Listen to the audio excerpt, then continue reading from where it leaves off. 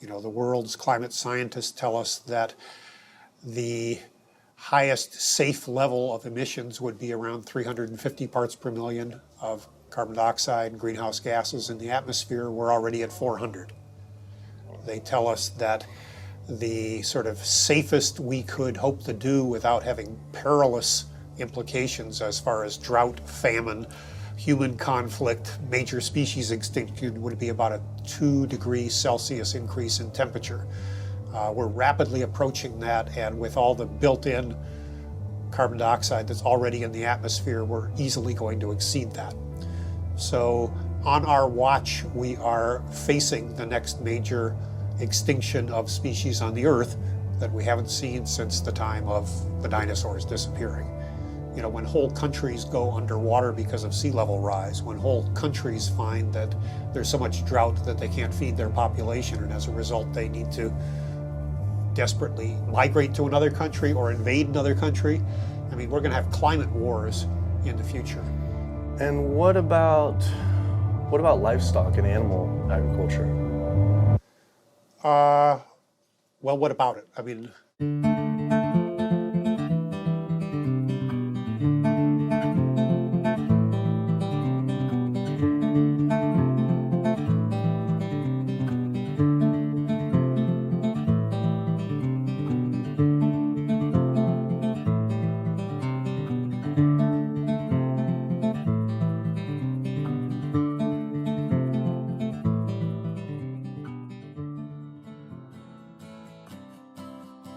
My name's Kip. This is me. I had a cliche U.S. American childhood. My mom was a teacher, my dad was in the military, and I have one sister. I played all the sports growing up, but I always loved the outdoors and camping. Life was simple, not a care in the world. And then this guy showed up. Like so many of us, I saw his film An Inconvenient Truth about the impacts of global warming, and it scared the emojis out of me. In Al Gore's film, he describes how our Earth is in peril. Climate change stands to affect all life on this planet. From monster storms, raging wildfires, record droughts, ice caps melting, acidification of the oceans, to entire countries going underwater. That could all be caused by humans' demands on the Earth. With scientists warning unless we take drastic measures to correct our environmental footprint, our time on this planet may be limited to only 50 more years. I wanted to do everything I could to help. I made up my mind right then and there to change how I lived and to do whatever I possibly could to find a way for all of us to live together, in balance with the planet sustainably forever. I started to do all the things Al told us to do. I became an OCE, Obsessive Compulsive Environmentalist. I separated the trash and recycling. I composted, changed all the light bulbs, took short showers, turned the water off when I brushed my teeth, turned off lights when leaving a room, and rode my bike instead of driving everywhere. But as the years went by, it seemed as if things were getting worse. I had to wonder, with all the continuing ecological crisis facing the planet, even if every single one of us adopted these conservation habits, was this really going to be enough to save the world? It just seemed that there was something more to the story. I thought I was doing everything I could to help the planet. But then, with one friend's post, everything changed. The post sent me to a report online published by the United Nations stating that cows produce more greenhouse gases than the entire transportation sector. This means that raising cattle produces more greenhouse gases than all cars, trucks, trains, boats, planes combined, 13% compared to 18% for livestock. This is because cows produce a substantial amount of methane from their digestive process. Methane gas from livestock is 25 to 100 times more destructive than carbon dioxide from vehicles. Here, I'd been riding my bike everywhere to help reduce emissions, but it turns out there's more to climate change than just fossil fuels. I started doing more research. The UN, along with other agencies, reported that not only did livestock play a major role in global warming, it is also the leading cause of resource consumption and environmental degradation destroying the planet today. How is it possible I wasn't aware of this? I thought this information would be plastered everywhere in the environmental community. I went to the nation's largest environmental organizations' websites, 350.org, Greenpeace, Sierra Club, Climate Reality, Rainforest Action Network, Amazon Watch, and was shocked to see they had virtually nothing on animal agriculture. What was going on? Why would they not have this information on there? It seemed the main focus for many of these groups was natural gas and oil production, with fracking being the latest hot issue due to water usage and contamination. Hydraulic fracturing for natural gas uses an incredible amount of water. A staggering 100 billion gallons of water is used every year in the United States. But when I compared this with animal agriculture, raising livestock just in the US consumes 34 trillion gallons of water. And it turns out the methane emissions from both industries are nearly equal. Living in California, a state plagued by drought and water shortages, water use is a major concern for many of us. The average Californian uses about 1,500 gallons per person per day. About half of that is related to the consumption of meat and dairy products. So meat and dairy products are incredibly water intensive, in part because the animals are using very water intensive grains. That's what they eat. And so all of the water embedded in the grain and that the animal eats essentially is considered part of the virtual water footprint of that product. I found out that 1/4 pound hamburger requires over 660 gallons of water to produce. Here I've been taking these short showers trying to save water, and to find out just eating one hamburger is the equivalent of showering 2 entire months. So much attention is given to lowering our home water use, yet domestic water use is only 5% of what is consumed in the US versus 55% for animal agriculture. That's because it takes upwards of 2,500 gallons of water to produce 1 pound of beef. I went on the government's Department of Water Resources Save Our Water campaign, where it outlines behavior changes to help conserve our water, like using low-flow shower heads, efficient toilets, water-saving appliances, and fix leaky faucets and sprinkler heads, but nothing about animal agriculture. When I added up all the government's recommendations, I was saving 47 gallons a day. But still, that's not even close to the 660 gallons of water for just one burger. I wanted to see if I could somehow talk with the government about this. Just calling to see if we could schedule an interview. Yeah, that would be good. What does your schedule look like this afternoon or tomorrow afternoon? Tomorrow afternoon could be good. For the urban environment, there are a lot of things that can be done. Indoor, using low-flow shower heads, low-flow faucets, efficient toilets, efficient water using appliances. All those are really good areas that can help quite a lot. But the biggest water savings is from outdoor. We have to be mindful of the way we use water. We have to use it as efficiently as possible. We have to protect its quality, and we have to be good stewards of the environment that depend on water. And checking the sprinklers. A lot of time we get a lot of leaks and broken sprinklers and things like that wastes water. And those are the areas that there's a lot of room for conservation. It kept on coming up. A lot was of animal agriculture. Can you comment on that at all, about how much that plays a role in water consumption and pollution?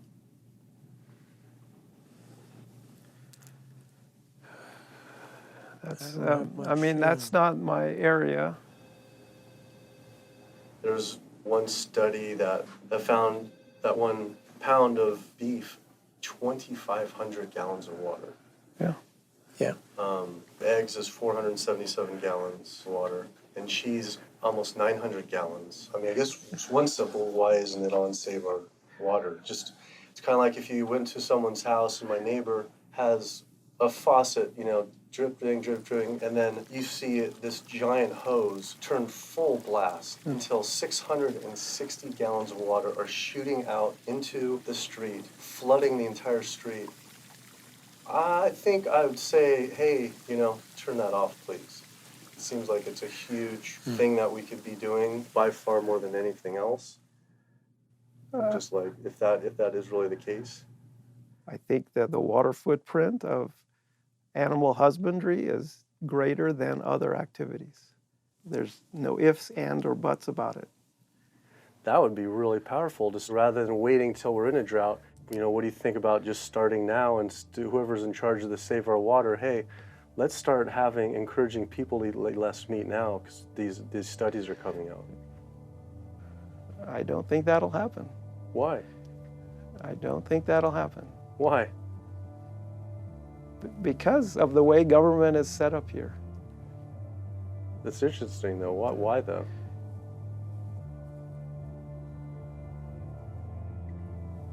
One is water management, and the other one is behavior change. Behavior of taking showers and not watering your lawn and doing all that, that's behavior.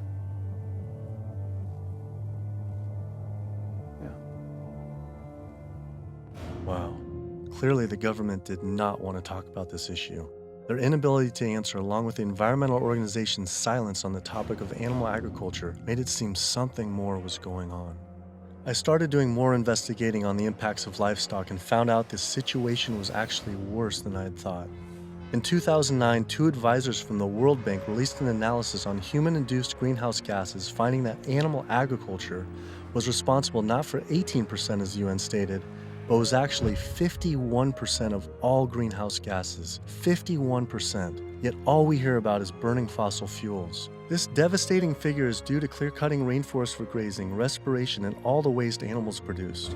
This makes animal agriculture the #1 contributor to human-caused climate change. But not only that, I found out raising animals for food consumes 1/3 of all the planet's fresh water, occupies up to 45% of the Earth's land, is responsible for up to 91% of Amazon destruction, is a leading cause of species extinction, ocean dead zones, and habitat destruction. Yet, the world's largest environmental groups that are supposed to be saving our world didn't mention this anywhere. I had to speak with environmental organizations to find out why they weren't addressing this issue. I sent off dozens of emails, made call after call, spent hours on hold. Days became weeks and weeks became months, and for some reason, no one wanted to talk to me about this. So bizarre. I supported these organizations for so long and now was met with silence. I was, however, able to connect with a handful of environmental authors and advocates that were willing to address this issue. I took my old trusty van, Super Blue, out of retirement and hit the road. So my calculations are that without using any gas or oil or fuel ever again from this day forward, that we would still exceed our maximum carbon equivalent greenhouse gas emissions, the 565 gigatons, by the year 2030, without the electricity sector even, or energy sector even factored in the equation, all simply by raising and eating livestock. If you reduce the amount of methane emissions, the level in the atmosphere goes down fairly quickly and within decades, as opposed to CO2. If you reduce the emissions to the atmosphere, you don't really see a signal in the atmosphere for 100 years or so. The single largest contributor to every known environmental ill known to humankind: deforestation, land use, water scarcity, the destabilization of communities, world hunger. The list doesn't stop. It's an environmental disaster that's being ignored by the very people who should be championing. Free-living animals made up, 10,000 years ago, made up 99% of the biomass. And human beings, we only made up 1% of the biomass. Today, only 10,000 years later, which is really just a fraction of time, we human beings and the animals that we own as property make up 98% of the biomass, and wild free-living animals make up only 2%. We've basically completely stolen the world, the earth, from free-living animals to use for ourselves and our cows and pigs and chickens and factory farmed fish, and the oceans have been even more devastated. Concerned researchers of the loss of species agree that the primary cause of loss of species on our Earth that we're witnessing is due to overgrazing and habitat loss from livestock production on land, and by overfishing, which I call fishing, in our oceans. And we're in the middle of the largest mass extinction of species in 65 million years. The rainforest is being cut down at the rate of an acre per second.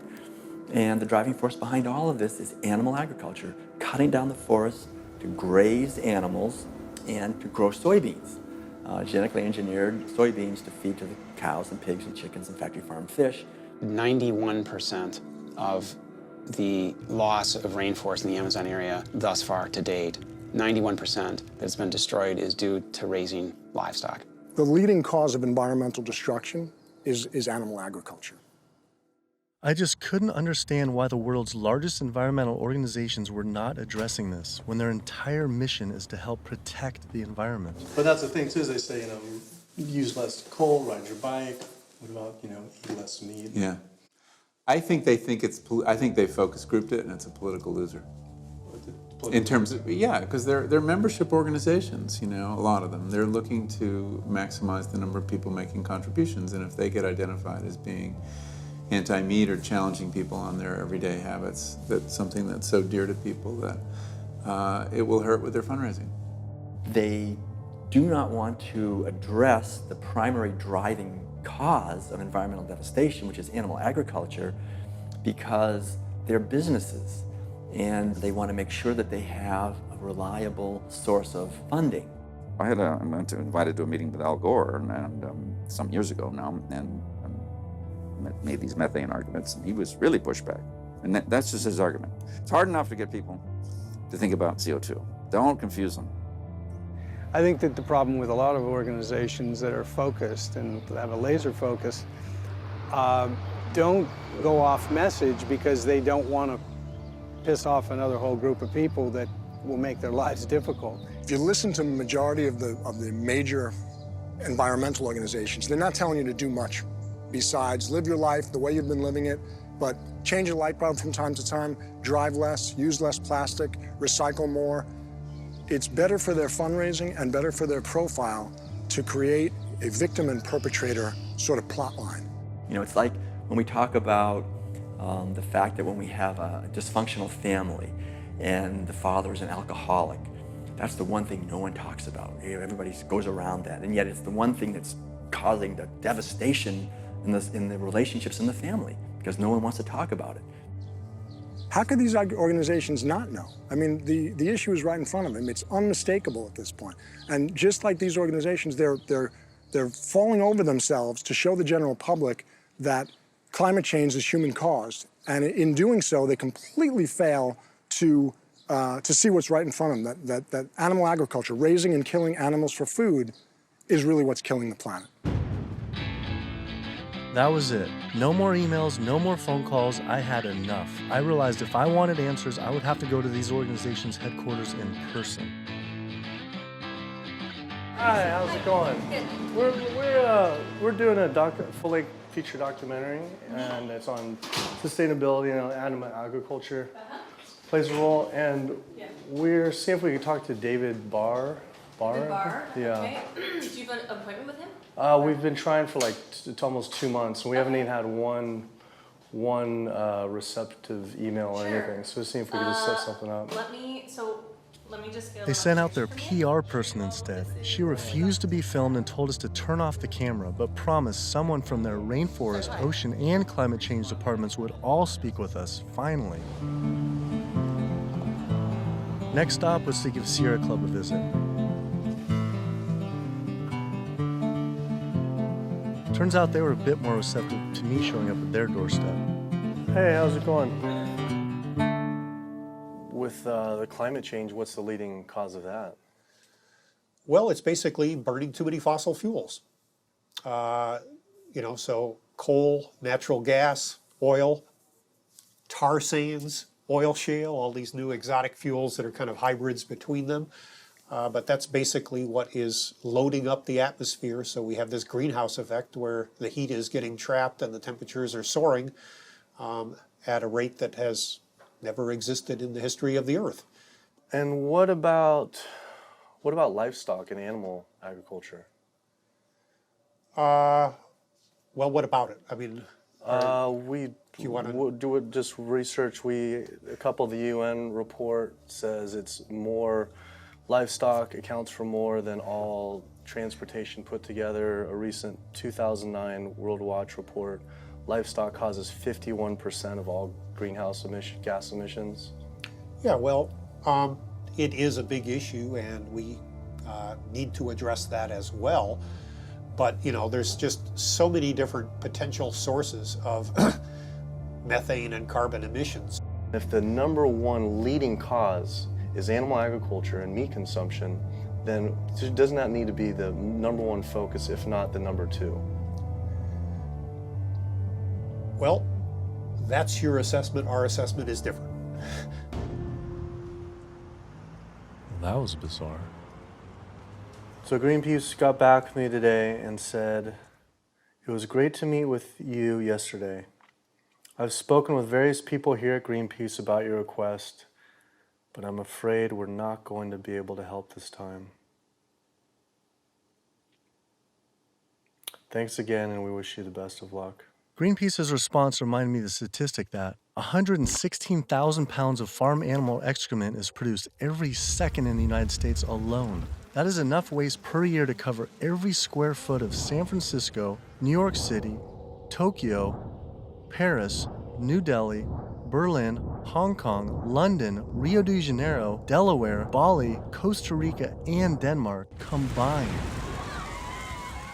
Livestock operations on land has caused created more than 500 nitrogen-flooded dead zones around the world in our oceans, comprise more than 95,000 square miles of areas completely devoid of life. So any meaningful discussion about the state of our oceans has to always begin by frank discussions about land-based animal agriculture, which is not what our conservation groups, Oceana being the largest one in the world right now, the most influential, as well as others, that's not what is at the apex of their discussions.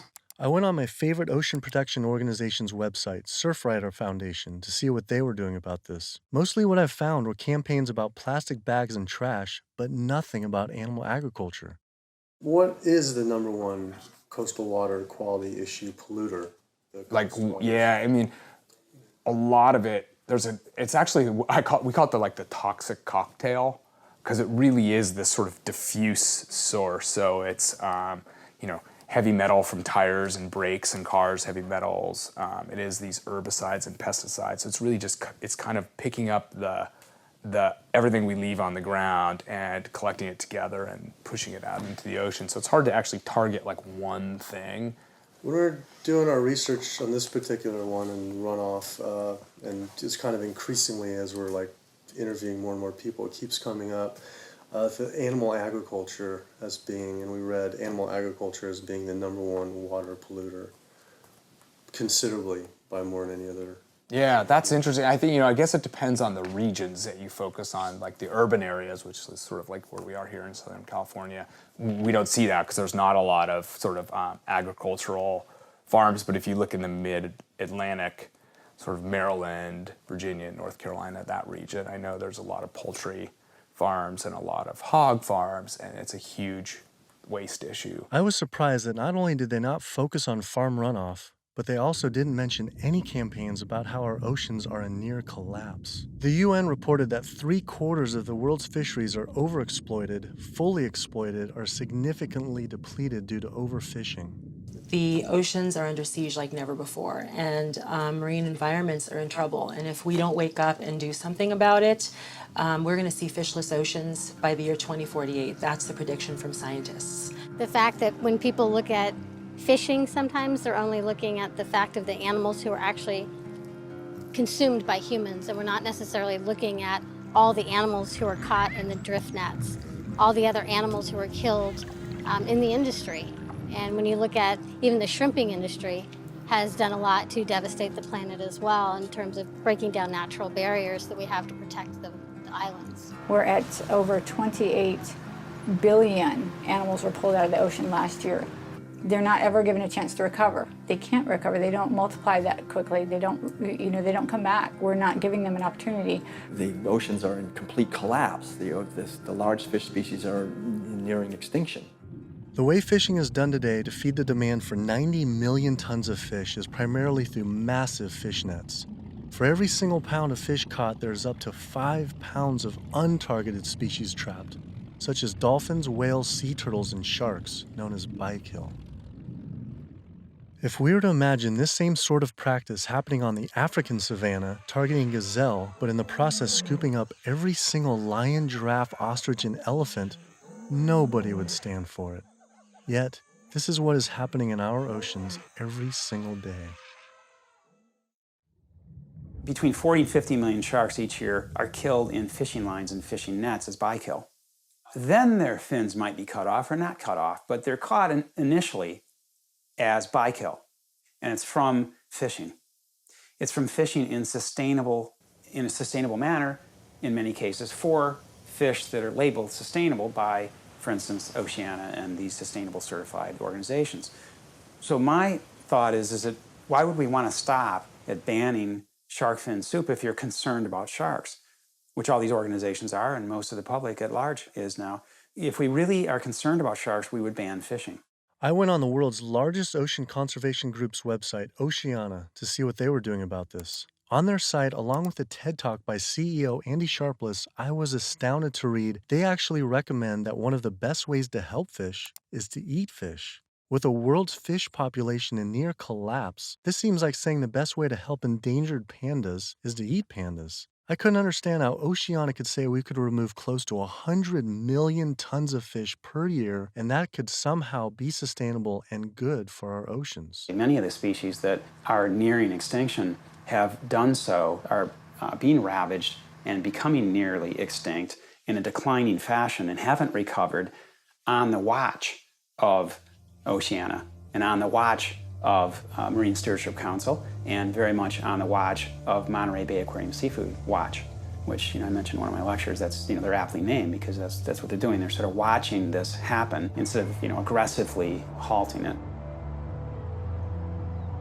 I mean, according to the United Nations Food and Agriculture Organization, roughly 3/4 of all the fisheries out there are either fully exploited or overexploited. So there's really not a whole lot of fish stocks out there that you might consider at healthy levels for the ecosystem. Watching Andy's TED Talk gave about feeding the world. In 1988, fish catch, as you mentioned, peaked at 85 million tons. How is it possible that we can sustainably catch 100 million tons by 2050, regardless if it's in a farm or if it's in the ocean? If for every pound of fish you're taking out, you're essentially taking out 5 pounds of wild fish, no matter whether it's a pond or it's in the ocean. How can that be sustainable?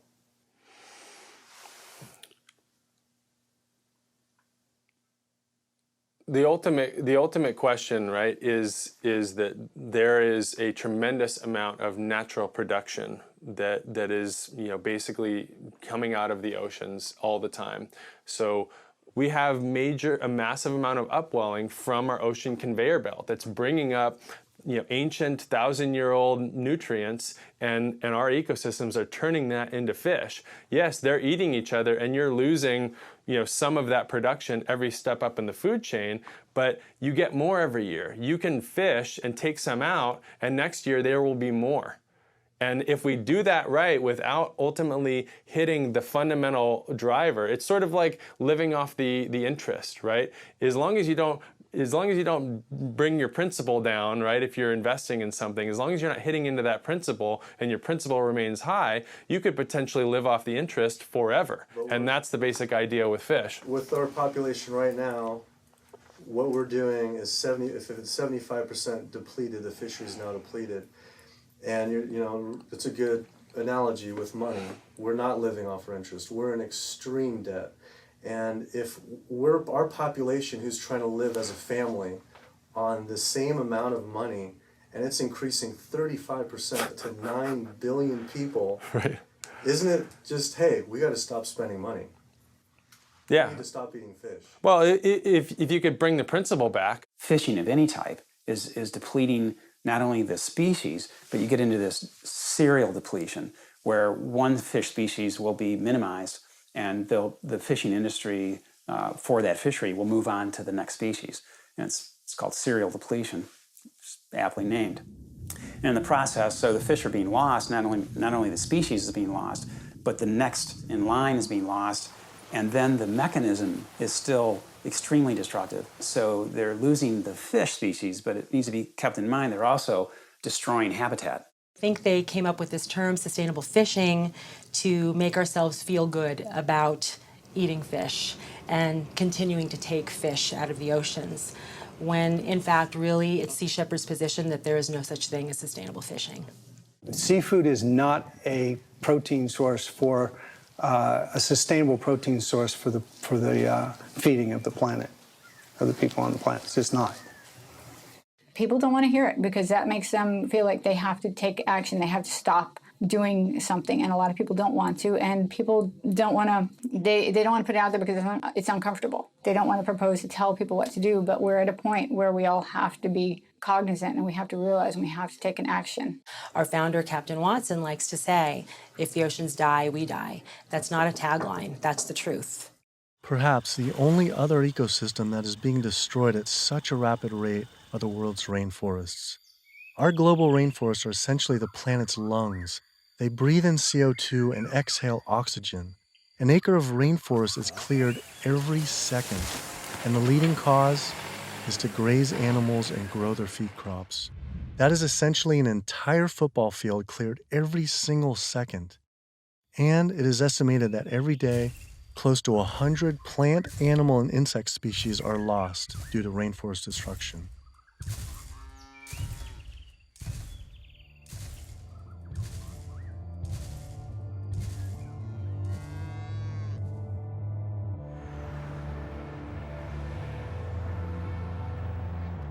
What is the leading cause, absolute leading cause of rainforest destruction?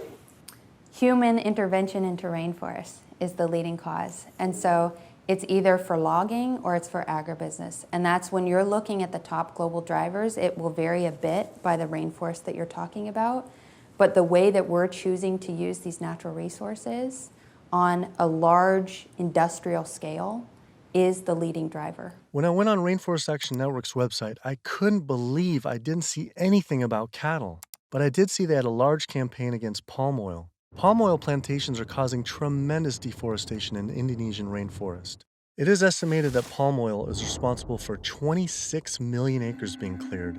Though, compared to livestock and their feed crops, they were responsible for 136 million acres of rainforest lost to date. But on their website, I was shocked to find cattle was not included as one of their 4 main key issues. Instead, they focused on palm, pulp and paper, coal, and tar sands. How could they not have the leading cause of rainforest destruction? I had to wonder, why focus on fossil fuels and not cattle? Is it more fossil fuels or is it more animal agriculture? I don't know why we would ever do a one or the other. I'm just wondering, what more is it? I don't necessarily know what it is. Could the executive director of one of the world's largest rainforest protection groups honestly not know what was going on? Or even worse, were they hiding it on purpose? And if so, why? I immediately went to Amazon Watch to see if they would say what the leading cause of rainforest destruction truly is. The most biologically and culturally diverse place on the planet is under massive attack right now. The Amazon rainforest itself could be gone in the matter of the next 10 years. What is the leading cause of rainforest destruction? The leading cause of rainforest destruction, I would say, well, just to put it into the context of what Amazon Watch works on, there's many drivers of deforestation, as we call them. Many different reasons and ways that the rainforests are destroyed. The ones that cause the most damage and are the most widespread are mega projects, such as oil and gas pipelines, such as mining projects, such as mega dam projects. We're not talking about... I felt like I was going in circles with all these groups, as if I were stuck in some strange Cowspiracy twilight zone where no one could talk about cows. I couldn't believe these organizations just wouldn't say what the leading cause of rainforest destruction truly is. I had to ask one more time. It's hard to say what is the leading cause of deforestation of the Amazon because they're all destructive: oil and gas, mining, dams, agriculture. But in terms of land use, in terms of the amount of land that is destroyed by when we talk about, in comparison, all those different causes of deforestation, what is causing the most trees to fall, for example, I think it would definitely be agriculture. Unfortunately, one of the biggest causes of deforestation Definitely in the Brazilian Amazon is agribusiness, cattle grazing, and soy production in particular. This is really what's going on. Why do you think that's like no Greenpeace or no one's really saying the whole story? The whole story about one of the main cause of deforestation. And I think you brought up some really good points about why isn't anybody doing anything about this? And I think in Brazil in particular, I think when we look at what happened after the Forest Code was passed, and people who were standing up against the lobbyists and the interests, the special interests, the cattle industry, the agribusiness industry, what was happening to them? A lot of people who were speaking out got killed. And if you look at, say Carlos, you look at Claudio, there's people who are putting themselves out there and saying, cattle ranching, is destroying the Amazon. A lot of those people who are really putting themselves out there, and look at Dorothy Stang, the nun who lived out in Pará, who was killed. A lot of people will speak up. A lot of people just keep their mouths shut because they don't want to be the next one with the bullet to their head. Sister Dorothy Stang was a U.S.-born nun living in the heart of the Brazilian rainforest. Her life's work was to protect the Amazon. She spoke out openly against the destruction of rainforests from cattle ranching for years. Walking home one night, she was brutally gunned down at point-blank range by a hired gun from the cattle industry.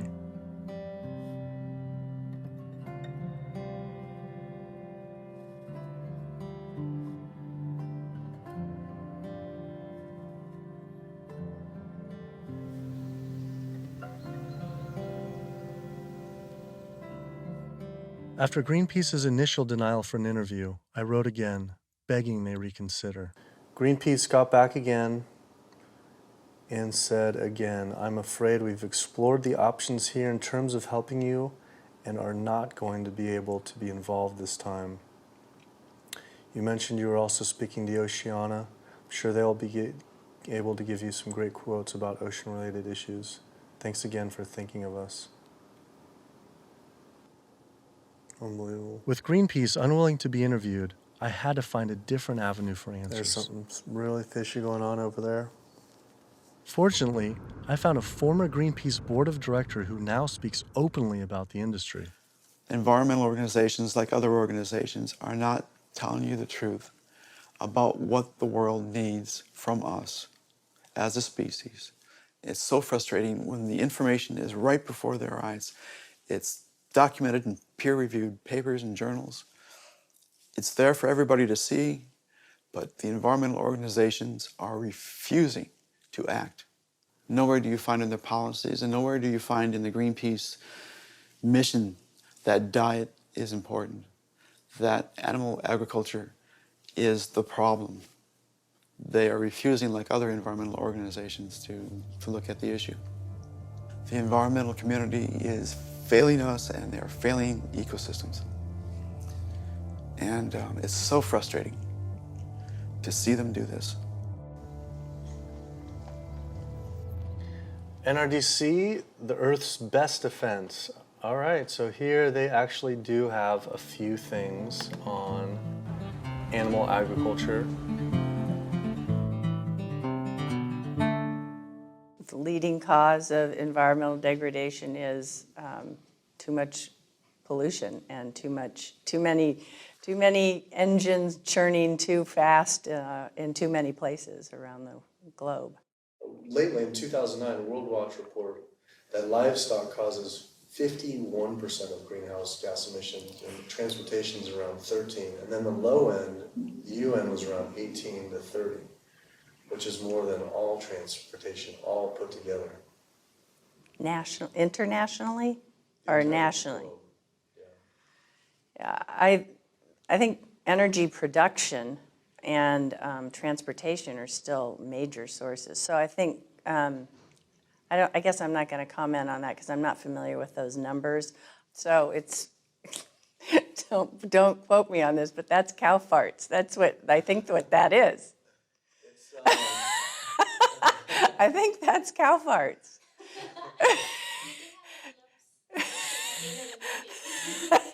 Well, that's part of the story. Methane production from cows and other livestock's flatulence is a major contributor, but mostly it is due to deforestation and the waste they produce, which is 130 times more waste than the entire human population, virtually all without the benefit of any waste treatment. NRDC absolutely, as I said, has a big food program. In fact, we just, every year we do the Growing Green Awards, and we recognize food innovators. And this last year, one of the awardees was a sustainable pork producer, actually, that doesn't use any antibiotics, and also the antibiotic use that industrial food production in the United States uses right now. Is, we're giving the majority of antibiotics in the United States are administered to healthy livestock. I wanted to visit one of these sustainable farms. I found the Markegard grass-fed beef farm on the lush, misty California coast.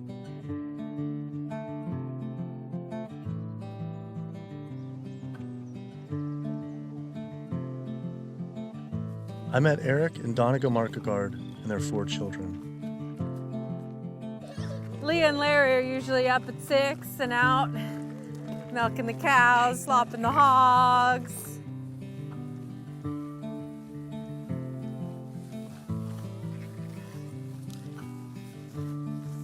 Altogether, we graze about 4,500 acres. Wow. And this is our home ranch, and this is 952 acres of that. On average, it's about 1 cow or cow and a calf per every 10 acres. We would produce annually roughly 80,000 pounds of finished plate-ready meat.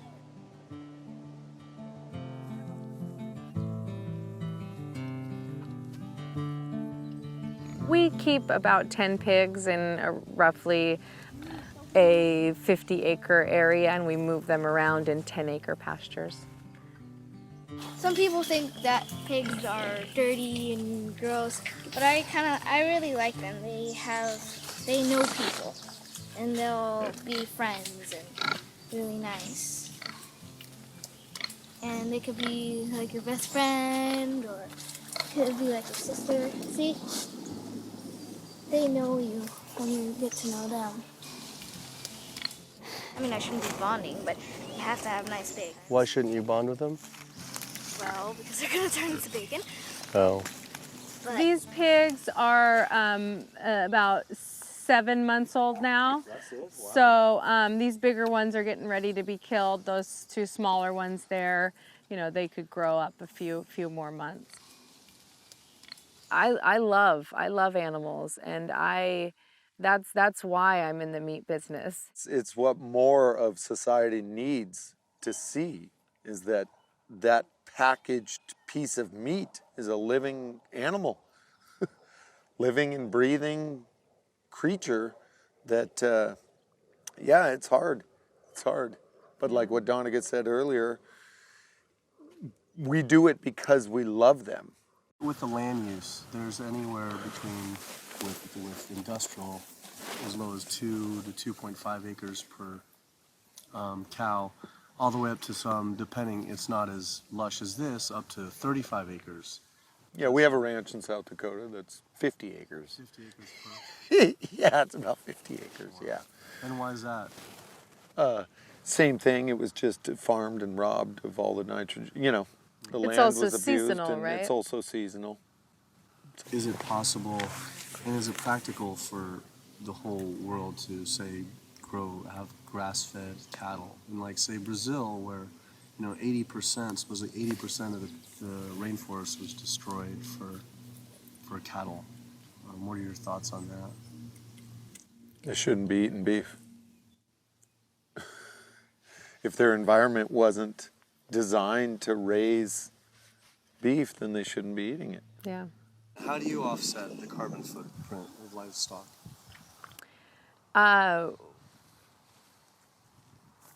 We don't feel like livestock have a carbon footprint.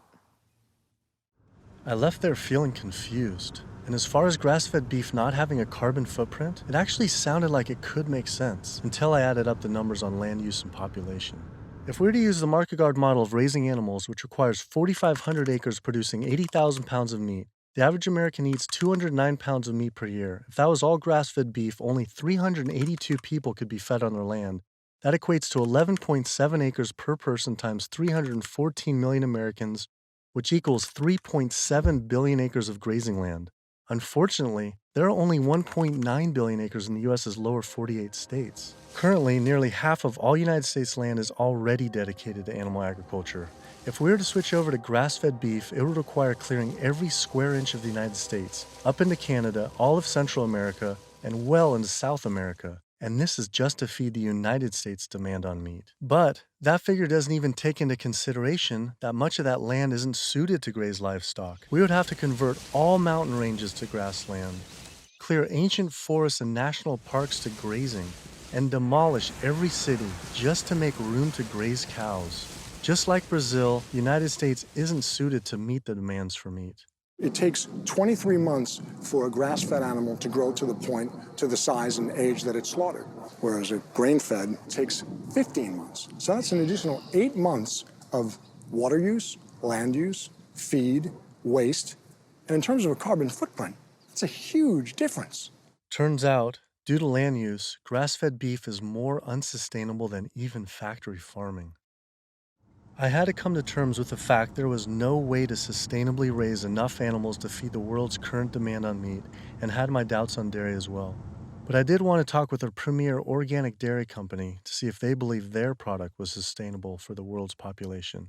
It requires a lot of inputs to produce milk. The feed, the water, the land, it does. And it may not be practical to expect that there can be enough dairy production produced in a sustainable way to feed the entire world. I just don't think that that's necessarily a given. I think it's maybe too much to expect that the world can be fed with dairy in a sustainable way. I don't know the answer, but common sense would say that's a long shot. I was shocked to hear such an honest answer. If this is what the dairy's CEO would say, I wonder what the farmer would claim. Based on their marketing, it seemed their farms were an oasis for cows.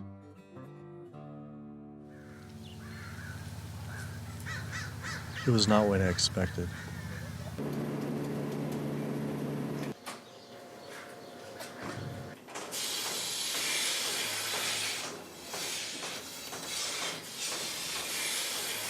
Typically, a cow will eat 140 to 150 pounds of feed a day. 140 to 50 pounds of feed every day. And then she's also going to drink between 30 and 40 gallons of water. Probably go through about 20 tons per week. 20 tons of grain per week. Primarily for our milking cows, so about 250 cows. Yeah, so the biggest part of sustainability to me, the number one thing on the list should be profitability. So how the process completely works from start to finish is the cow needs to have a baby in order to give milk. And so she'll have her baby. That baby's going to stay with the mother for at least 2 days. The babies will go off to our calf raising facility, so they have an individual hutch that they'll be raised in. Since we're a dairy, it's only the girl cows that give us milk. So the boys on typical dairies, they're sold off to beef raising facilities. But we do keep approximately half, and we raise them for 2 years and sell them as organic grass-fed beef. So all dairy cows eventually go to the beef industry? Mm-hmm. At some point in time, she's really going to drop off, and so you have to make a business decision at that point. Are you going to keep investing in her, to give milk, or are you going to sell her off again to another dairy or into the beef industry?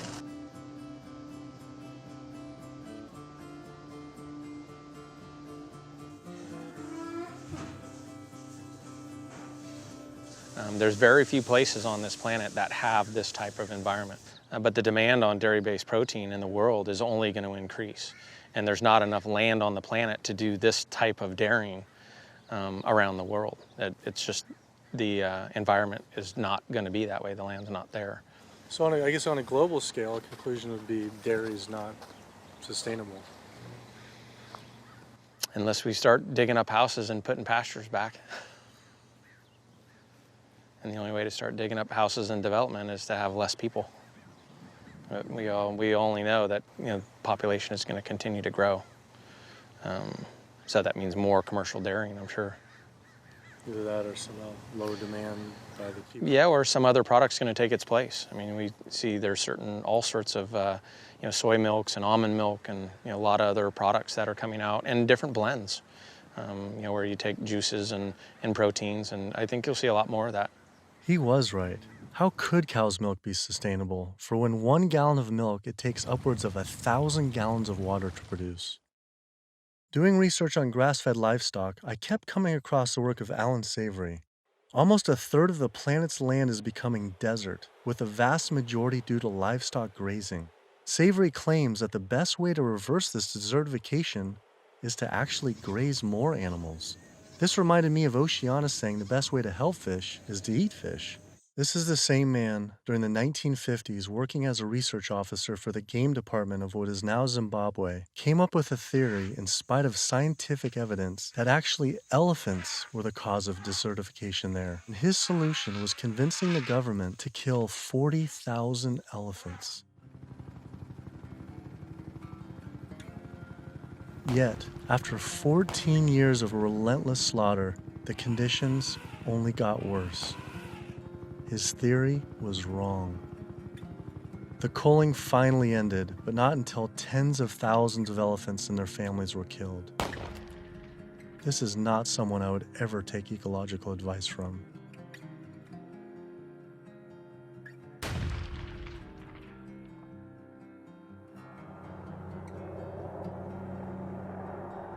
It turns out the cattle industry is having the same effect on wildlife in the United States. The government has been rounding up horses en masse, and we now have more wild horses and burros in government holding facility, 50,000 wild horses and burros in government holding facilities than we have free on the range. Basically, you have ranchers who get to graze on our public lands for a fraction of the going rate. So they're getting like this huge tax subsidy. It's about 1/15 of the going rate. And what the Bureau of Land Management has to do is say how much forage and water is on the land, and then they divvy it up. They give so much to the cows, so much to wildlife, and so much to the wild horses and burros. And what we see is the lion's share of the forage and water is going to the livestock industry. And then they scapegoat the horses and burros and say, oh, there are too many horses and burros, let's remove them. I always tell people that wild horses and burros are just one of the victims of the management of our public lands for livestock, because we also see the predator killing going on. We know wolves are now being targeted by ranchers to get rid of wolves. USDA has aircraft, and all they do is aerial gunning of predators. So all a rancher does is call up and say, I've got a coyote here. They'll come over and they'll shoot the coyote, or they'll shoot the mountain lion, or they'll shoot the bobcat. And this is all for ranching. In Washington State, after cattle were found to be attacked on public lands where they were grazing under permit, Washington State decided to kill the entire wedge pack of wolves. And those wolves were not introduced. They had in-migrated from Canada, but they're no longer there. It starts at the local level with the Bureau of Land Management, but then it goes all the way to Congress. And we see Congress sitting there willing to allow this type of mismanagement of our public lands to continue. It is the insistence of and the lobbying power of the animal agriculture industry that continues to see wolves killed, continues to see an insistence that predators be maintained at a low level that does not benefit ecosystems. I've seen so many pieces of land, I've looked at so many environmental assessments from the Bureau of Land Management where they say the rangelands are not meeting standards. And they say straight up, livestock grazing is a cause for not meeting range standards, and yet they will continue to allow livestock grazing. They're at the very core of making sure that cougars are treed by hounds, and that wolf packs are run down, and that hunting seasons are opened up year-round, and that traps are set so that they can suffer. If anyone cares about wild horses and wildlife and public lands and the environment, you can't ignore the livestock, the impact, the negative impact that livestock grazing is having on our public lands in the West. I've added up the costs of animal food production that the producers don't actually bear themselves. These are the hidden costs or the externalized costs that they impose on society. And those are in categories like healthcare, environmental damage, subsidies, damage to fisheries, and even cruelty. If you take those externalized costs, which are about $414 billion, if the meat and dairy industries were required to internalize those costs, if they had to bear those costs themselves, the costs of the retail prices of meat and dairy would skyrocket. So a $5 carton of eggs would go to $13. A $4 Big Mac would go to $11. The problem with these externalized costs being imposed on society is that whether you eat meat or not, whether you're an omnivore or an herbivore, you are paying part of the costs of somebody else's consumption. So that when somebody goes into a McDonald's and buys a Big Mac for $4, there's another $7 of costs that's imposed on society. I'm paying that. You're paying that, whether you eat meat or not. When you really look at who's benefiting and who's lobbied for this system of agriculture, it's the largest food producers in the country and the largest meat producers. And once they become so large and wealthy, then they can dictate the federal policies around producing food because they have so much political power. Was this why Al Gore, even during his vice presidency, never addressed the issue of animal agriculture and failed to talk about it in his film, An Inconvenient Truth, or his organization, the Climate Reality Project? Was this truth just too inconvenient for even him? I felt let down by the man who inspired me on this entire path. I knew I needed to talk to an animal agriculture lobby group to see what they had to say. If they could silence the government, are they influencing and possibly have connections to these environmental groups as well? Animal Agriculture Alliance, one of the biggest livestock lobby groups in America, has agreed to an interview. Greenpeace won't give us an interview, but Animal Agriculture Alliance has agreed to an interview. Now that is saying something. People hear the word GMOs and that's a really scary term, and again, I think agriculture has kind of struggled to explain what that means, but in reality, what we've done is to use technology to make advancements in how we raise crops and how we raise animals. We're not going to feed the world, going back to how it was 100 years ago where all the animals were, pasture fed. We didn't just move animals inside and just implement these large vertically integrated systems because of sustainability. It certainly reduces the environmental impact while improving animal well-being and food safety. So they're saying that animals like it just as much being inside, say the chickens and the cows like being just as much inside as pasture grass-fed? In a lot of cases, it's been a significant improvement in their well-being, just in terms of the amount of care they can get, individualized care. Does the meat and dairy industry ever support or donate to environmental nonprofits? I don't know that I would want to comment on that. Yeah, I don't know. I don't know that we would know what they donate to or don't donate to. Does meat and dairy industry ever support or donate to, say, Greenpeace? Again, I don't know that I would feel comfortable. Hey, sorry we didn't get back to you earlier. I have some bad news. Unfortunately, we are no longer able to fund your film project. We had a meeting, and due to the growing controversial subject matter, we have some concerns and have to pull out. Why was this subject so controversial? The first person I could think to speak with was Howard Lyman, who had been sued by cattlemen for simply speaking the truth about animal agriculture on the Oprah Winfrey Show. I was born on the largest dairy farm in the state of Montana in 1938. Grew up my entire life on a livestock farm, went to Montana State University, got a degree in agriculture, came back and started a mega agricultural endeavor where I had 10,000 acres of crop, 7,000 head of cattle, and about 30 employees. So I spent 45 years of my life in animal agriculture, and so I've been there, done that. When I was on the Oprah show, we had the food disparagement law. Now, the food disparagement law, in my opinion, was unconstitutional, but what it basically said, that it was against the law to say something you knew to be false about a perishable commodity. I didn't say anything on the Oprah show I thought to be false. I went there and told the truth. Now, it took 5 years and hundreds of thousands of dollars to end up extricating myself from the suits from the cattle industry. But if I was to go on the Oprah show today, say exactly the same thing today that I said back then, I would be guilty. And for me, when they were talking about the food disparagement law, it was the fact of whether I told the truth or not.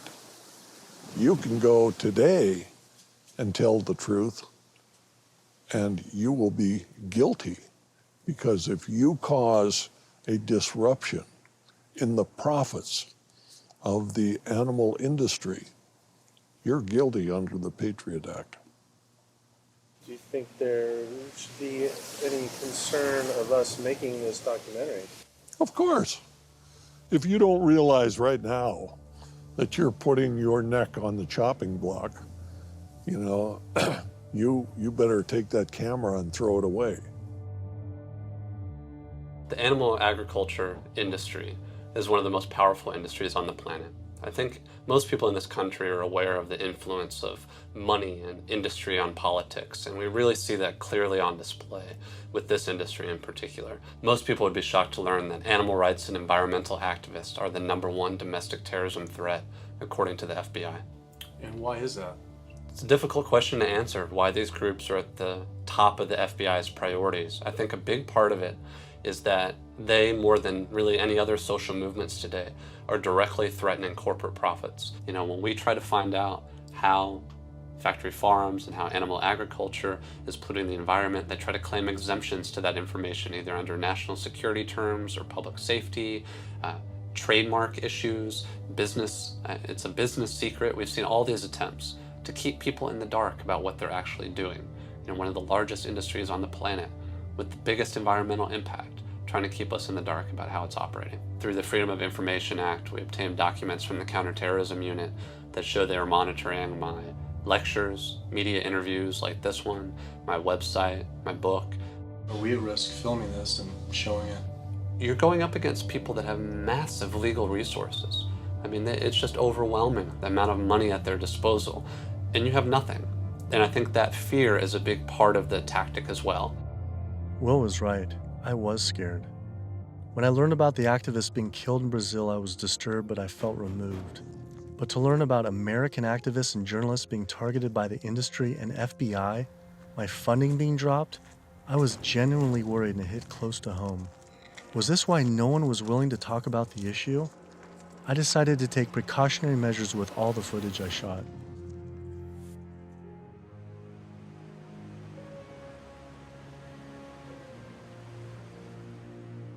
I was beyond frightened to imagine what could possibly happen if I pursued this subject any further.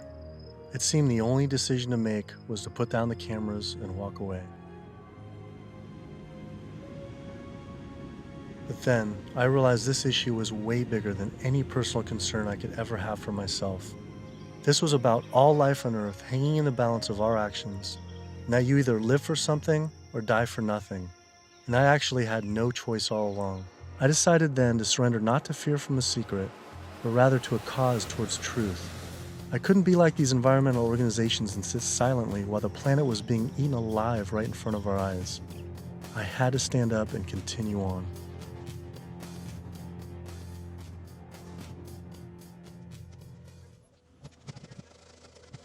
Some people would say the problem isn't really animal agriculture, but actually human overpopulation.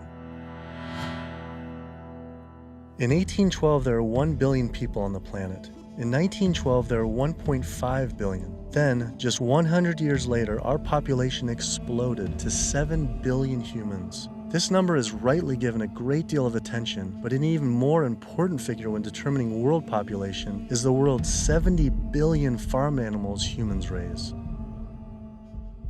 The human population drinks 5.2 billion gallons of water every day and eats 21 billion pounds of food. But just the world's 1.5 billion cows alone drink 45 billion gallons of water every day and eat 135 billion pounds of food. This isn't so much a human population issue, it's a human eating animals population issue. Environmental organizations not addressing this is like health organizations trying to stop lung cancer without addressing cigarette smoking. But instead of secondhand smoking, it's secondhand eating, which affects the entire planet.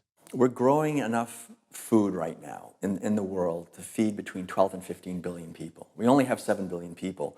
We have roughly 1 billion people starving every single day. Worldwide, 50% of the grain and legumes that we're growing, we're feeding to animals. So they're eating huge amounts of grain and legumes. And in the United States, it's more like closer to 70, 80, depending on which grain it is, about 90% of the soybeans. 82% of the world's starving children live in countries where food is fed to animals in the livestock systems that are then killed and eaten by more well-off individuals in developed countries such as the US, UK, and in Europe. The fact of it is that we could feed every human being on the planet today an adequate diet if we did no more than take the feed that we are feeding to animals and actually turn it into food for humans. And so somebody trying to justify GMOs, that's like trying to give a drowning man a drink of water. You can produce, on average, 15 times more protein from plant-based sources than from meat on any given area of land, whether it's using the same type of land, whether it's a very fertile area in one area of the world or it's an area that's depleted. If we would reduce the amount of meat we're eating and dairy and eggs, we could allow all these monocropped fields of genetically engineered corn and soybeans to revert back to forest again, to be habitat for animals. You know, anytime somebody tells you that we can't grow food for humans on the land that we're growing feed for animals, this is somebody that is smoking the #1 crop out of California. The fact of it is, if you can grow corn to stuff down the throat of an animal, you can actually grow corn and feed it to a human. You encourage people to eat less meat and for the tremendous resources required and the toll on the environment.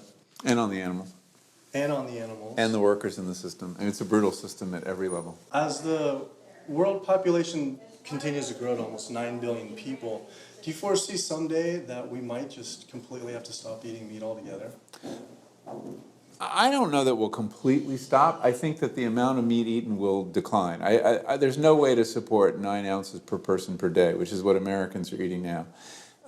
If the Chinese alone decide they want to eat that much, and they've decided they want to eat that much, we just can't. We don't have enough world to produce the grain to generate that much meat. I think a plant-based diet is the most sustainable. But what do you recommend for 9 billion people can eat for the planet to not only sustain but to thrive? Would you throw out a number like an ounce, 1 ounce? Per meat? And including dairy, I don't think I don't know enough. But yeah, it would be on the order of a couple ounces a week. It's not going to be the way we're eating it now. We're gorging on meat. We're eating huge amounts. And does that include cheese too? Yeah. 2 ounces total? Yeah, cheese and milk. 2 ounces a week. Only 2 ounces a week seem like nothing. People could probably raise that in their own backyard. Maybe backyard farming was a sustainable solution. I have 42 ducks. I started off with 3 ducks 3 years ago, and then those burdened into a population. I buy a 75-pound bag of seed. And that seed bag will last me right now about 2 weeks. The ducks now that we're going to be culling are about 2 years old. When you're living with them, they get used to you. They're not intimidated or whatever, and so they make all their vocal sounds like natural. Go down. Easy, easy, easy, easy. Okay. Now we're gonna keep you. Run. These two go first. Being smart-wise, compared to a chicken, they're probably the same.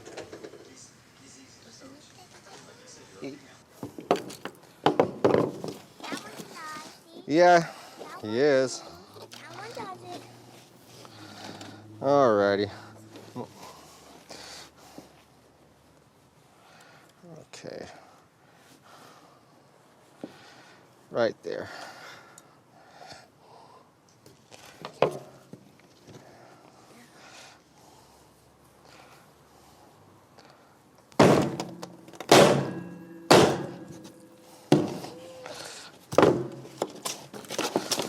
That's going to be a little gruesome.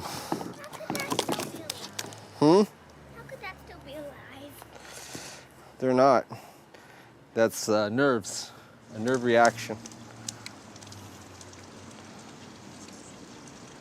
5 years old or something like that, I think it was the first time my dad came out and made us watch as we did rabbits. And we'd raise probably a couple dozen rabbits each year. And then we would take those rabbits and skin them and clean them up and keep them for food. As a young kid, I was kind of, I don't want to say it was hard, but it was kind of, from my memory, because some of the rabbits I had named, so it was kind of like you're going, but after doing it a couple of times, you kind of just learn it's just something that has to be done.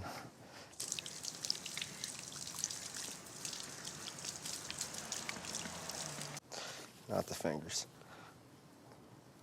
I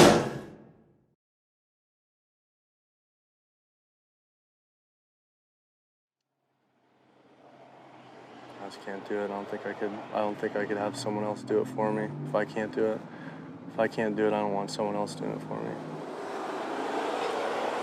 And then sustainability,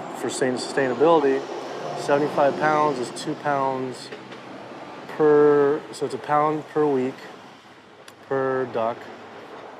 52 weeks, 110, so it's 110 pounds of food for 1 to 1.5 pound of meat. So on a sustainability issue, it's 100 to 1. And that grain gets, who knows where that grain comes from. But I mean, when it gets to this point, it's not even about sustainability. It was just, I don't feel real good inside. It's the first time I've ever seen that. So, kind of, yeah. I'd been so caught up in the destruction caused by animal agriculture, I realized I'd never truly dwelled on the obvious reality that every one of these animals was killed. It was always a disconnected, abstract fact of eating meat, but when it became personal, face to face, the story changed.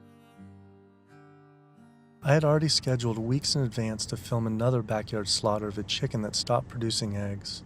I didn't know how I was going to possibly go through another slaughter. So I didn't.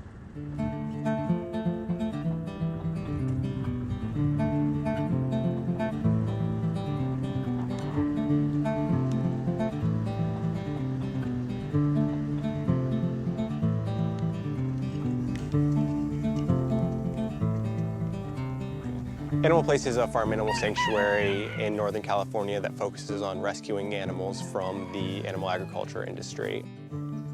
A lot of people don't realize that meat breed chickens, like this guy behind us, they're generally slaughtered at about 42 days old, whereas chickens that are bred for egg production are killed when their productivity starts to decrease, when they start laying less eggs. And that generally happens about 18 months to 20 months. It doesn't matter if you buy caged eggs from hens on cage-free farms or free-range farms or pasture-based farms. Hi, Carol. It doesn't matter. It turns out there's a successful movement of sustainable animal alternative food producers based right here in California, funded by big names like Bill Gates and Biz Stone. When you imagine all those egg-laying hens eating all that soy and all that corn, you have an energy conversion ratio at about 38:1. Whereas alternatively, you can find plants. And you can grow those plants and you can convert those plants into food. And the energy conversion ratio for the plants that we're using to replace the eggs is about 2:1 compared to 38:1 for eggs. So our explicit goal is to have the maximum amount of impact by creating this new model that makes the global egg industry entirely obsolete. We're making the Omega products and proving that we can make better tasting food that's great for you, and it takes 1/20th of the land and resources that dairy do. If I could tell you that you could have the fiber structure of meat, the satiating bite of meat, the protein, and all the nutritional benefits of meat without actually having animal protein itself. And by doing that, you could address climate change. You could address the human health epidemics that we're seeing. You could address animal welfare, and you could address natural resource conservation. Would you make the change? But what if people just ate less animal products, like going meatless on Mondays? When you go meatless on Monday, if you ascribe to that campaign, you're essentially contributing to climate change, pollution, depletion of our planet's resources, and your own health, then on only 6 days of the week instead of 7. You're creating a false justification, clearly a false sense of justification for what you're doing on those other 6 days of the week. So in other words, we really shouldn't be resting on our laurels of what you do right only 1/7 of the time. You can't be an environmentalist and eat animal products, period.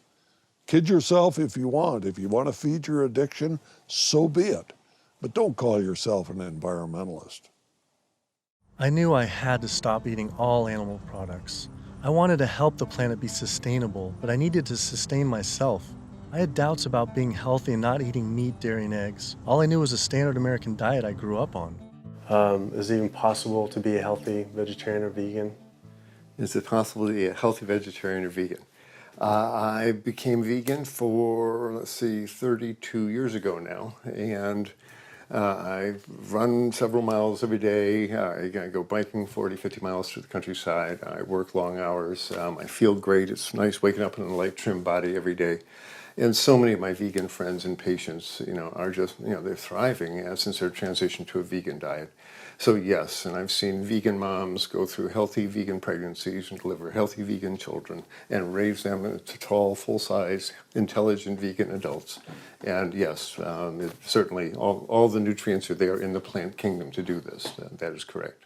Think anyone should be consuming dairy? I really don't. When you think about it, the purpose of cow's milk, I did most of my growing up on a dairy farm in Wisconsin. The purpose of cow's milk is to turn a 65-pound calf into a 400-pound cow as rapidly as possible. Cow's milk is baby calf growth fluid. That's what this stuff is.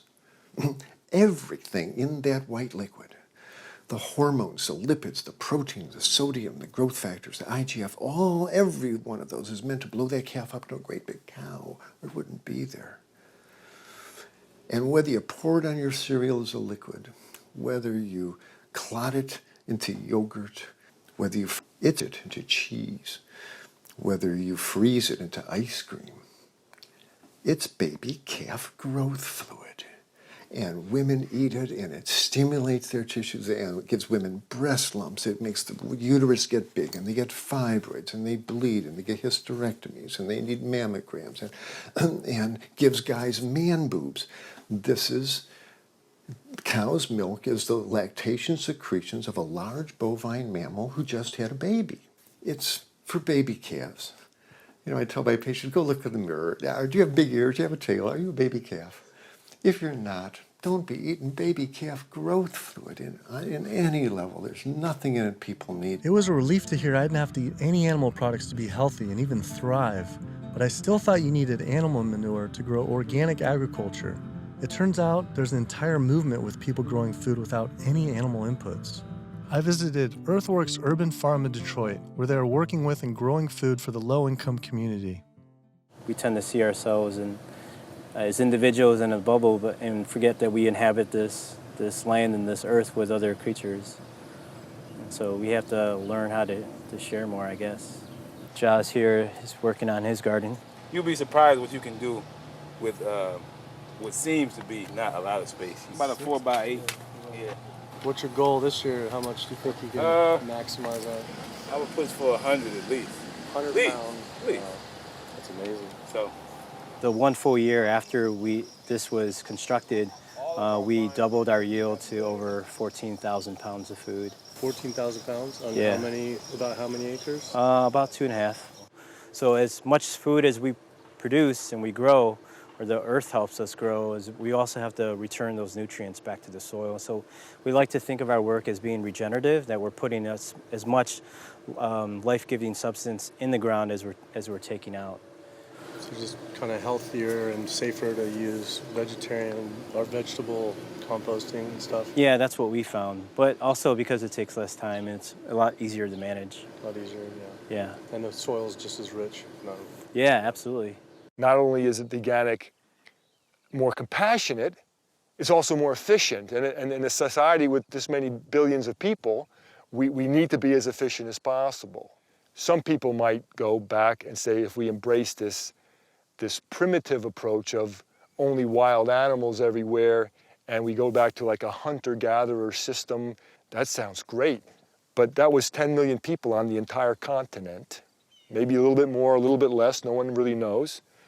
Today, now, we have what? We have 320 million in the US, 25 million in Canada, another 100 and so many million in Mexico.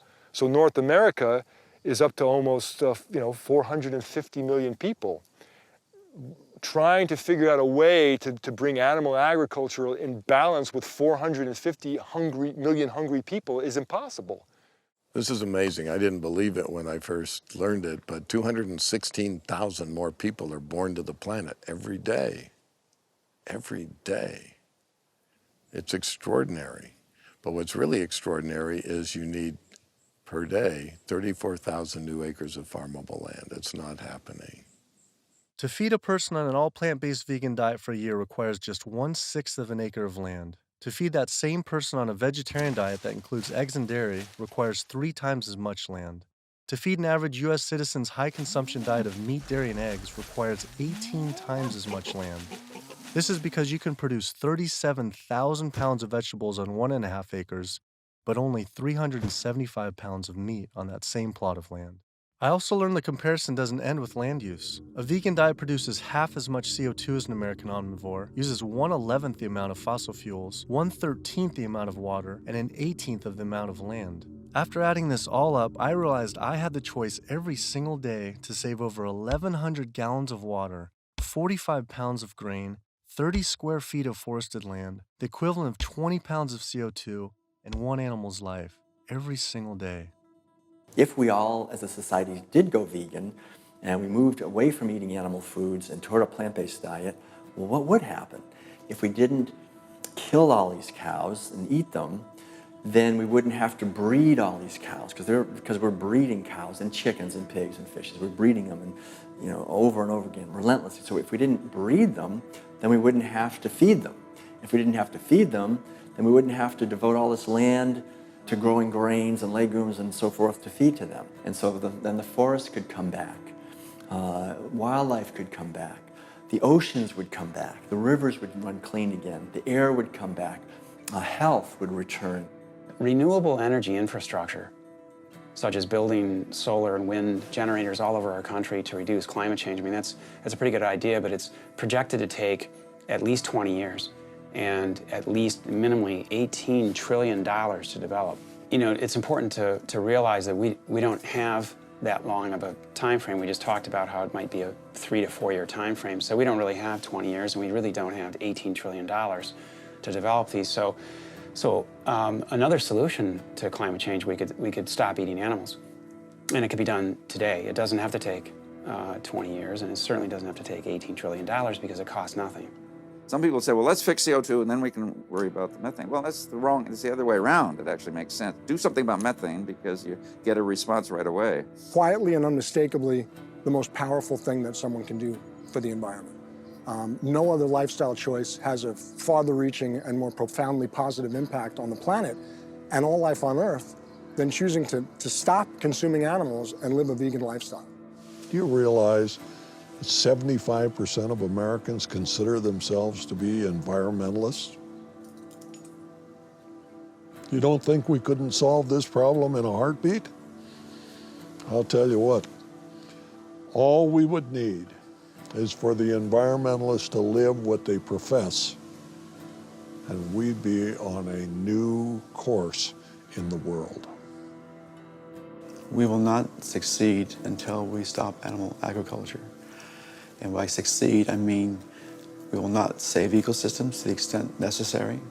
We will not have enough food for people around the planet. We will not stop global warming. We will not stop pollution and the dead zones that run off all the fields of corn and soy that are grown to feed livestock.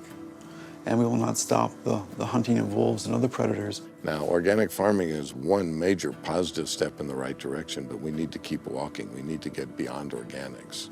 We need to get to sustainability. When you take the animal out, well, you also take the greenhouse gas issue out, and you take the food safety issues out, and you take some of the other externalities related to food scarcity out. But one thing that's amazing is, I think you put our values back in.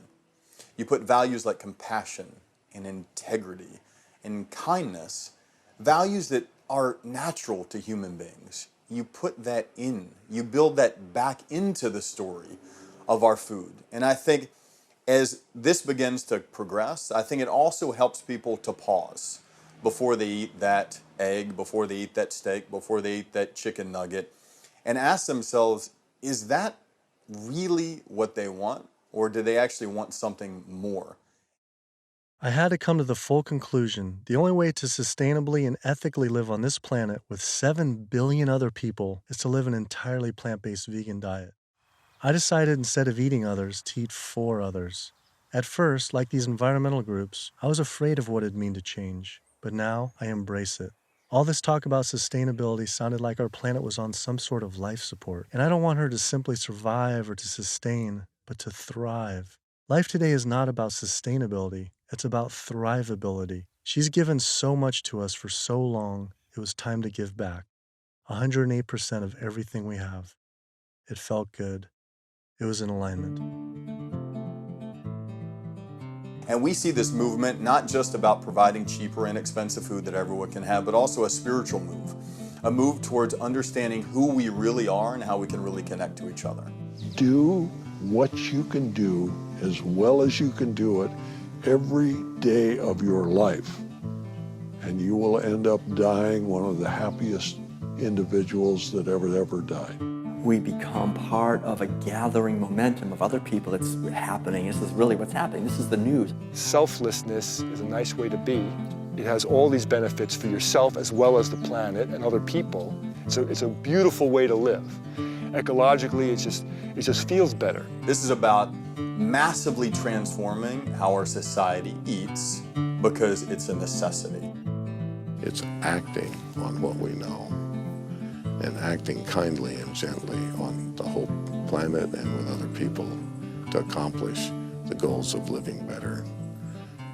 We can do it, but we have to choose to do it.